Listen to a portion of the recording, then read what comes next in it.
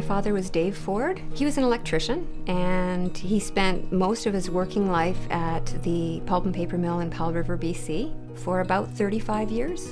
I could not imagine my dad doing anything else. He loved electricity. He said electricity fascinated him. He was also very health and safety conscious.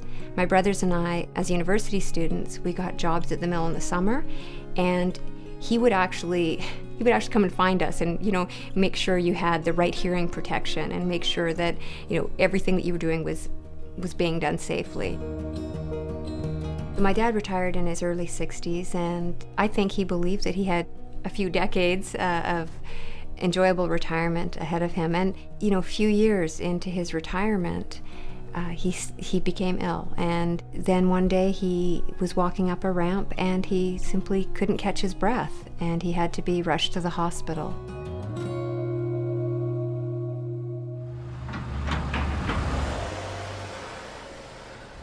Asbestos was used really in the developed world ever since the start of the 20th century. And BC was not inconsistent with Europe and North America. It was used in insulation for piping, boilers, industrial machinery. And then going into the mid-20th century, it started being used for fireproofing for buildings, sprayed insulation. And then more latterly, after the 1950s and 60s, it was being used for building finishes, things like drywall, floor tile. You could make any process that was strengthening, water resisting, heat resisting, sound resisting, fire resisting better by applying asbestos.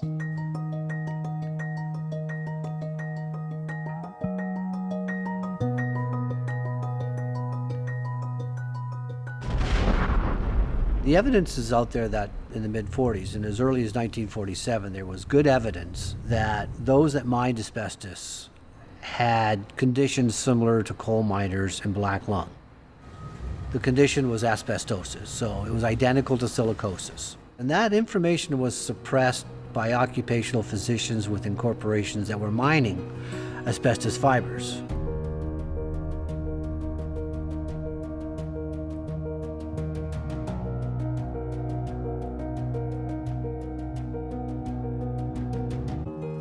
Asbestos has been mined right across the country and in BC in several locations. The one most notably is Cassiar.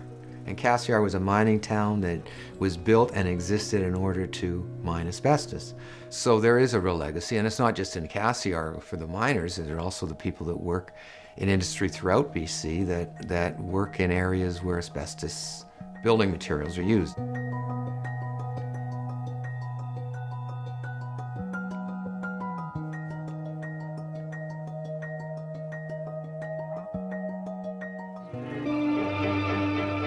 Asbestos improves in many ways the industrial equipment that makes the countless products we use daily.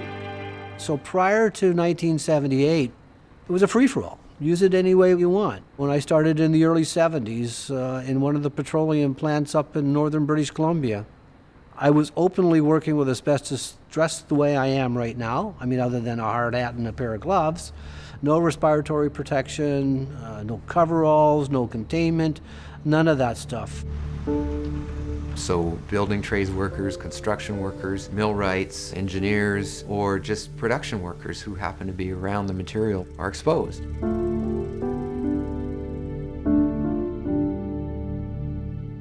They did take him to the hospital, and they found he had fluid on his lung. And they drained the fluid to relieve the pressure, and they sent a sample off for testing. And it was the results of that test that confirmed that he actually was very ill, and he had mesothelioma. Mesothelioma is a cancer caused by exposure to asbestos. The lining of the lung, it fills with fluid, and as there's more pressure on the lung, you can't breathe. And there's no cure for mesothelioma. Dr. Selikoff was the best one to put the link together. He took 2,000 workers across North America and did chest x-rays. Followed those people for a 5-year period, took a look at all of the death reports that were issued that he could secure through our organization from around North America, and looked at the cause of death. He put together a paper that was penned in the mid-70s.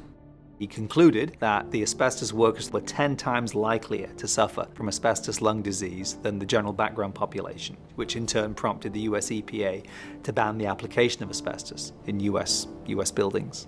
And then other developed countries followed suit with similar legislation around that time. And that is the basis for the change of regulations in North America of asbestos, because it identified the hazard, it identified the diseases, and it identified mortality rates. So the direct link between exposure and death was done as a result of that. The people who were exposed over the years and who now are at particularly great risk because they're 25, 30, 35 years from when they began work, these people are not being kept under surveillance. They're not seeing doctors regularly. At least we could save some of them, and we're not. We're sort of transfixed by this tragedy, and as a country, we're not handling it very well. And it became news across the country, across the continent, and around the world. So then it was obvious to any activist in the trade union movement about the problem. The step was then, what do you do about it? In 1978, when we saw the introduction of new regulations that talked about Section 35 on asbestos and how to clean it up and how to control it, it was a pivotal piece of regulatory change that industry had something that they had to pay attention to. The enforcement by the regulator, then called the Workers' Compensation Board, really started in earnest in the early 1980s. But what hadn't been fully quantified was, what about the thousands of buildings that have asbestos in place? How do we deal with that? How do we manage that? Do we clean them up right away? Do we scale the risk? How do we notify parents, patients, occupants that they may be in a dangerous workplace? And so it really was a time of really understanding the risk and prioritizing the risk, so we dealt with stuff that was dangerous appropriately. In early 1980, the regulations with respect to asbestos were very general in nature and weren't providing the degree of control or protection that the board had decided needed to be in place. And so the board put together a standard practice manual for taking asbestos out of work sites. It was a change from using exposure limits or speed limits to actually looking at the physical condition of the asbestos and its likelihood of being damaged.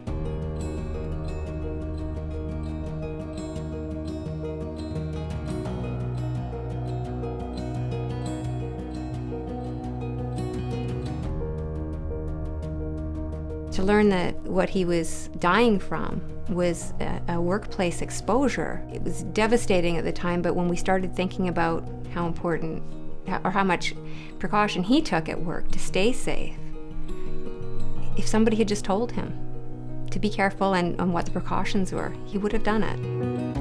In 1998, the new occupational health and safety regulation put in much more prescriptive demands for employers to manage asbestos proactively. They had a requirement to do risk assessments and hazard assessments of the asbestos in place in the buildings to a very defined set of criteria, and think about and articulate the routes of exposure to the worker and how that was being controlled. The heaviest consumption of asbestos in BC was in the mid-1970s in terms of tonnage. And so you'll see on a graph, this is where it peaked, and then it started to go down. And then you'll see 20 years later, the number of people developing and suffering from asbestos-related diseases is increasing almost exponentially.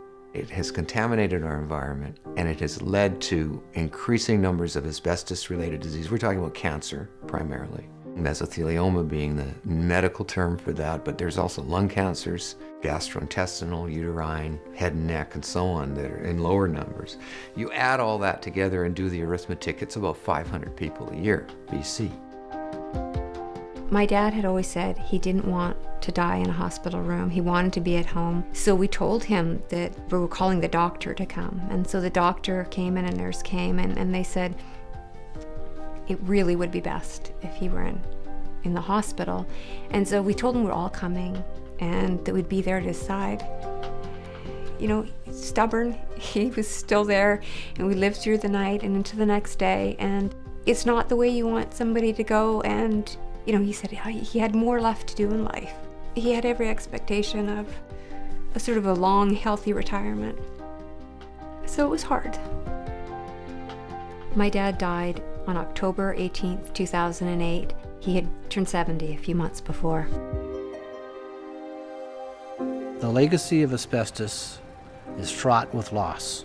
There's been unnecessary deaths as a result of this, and that is going to continue for a period of time to come.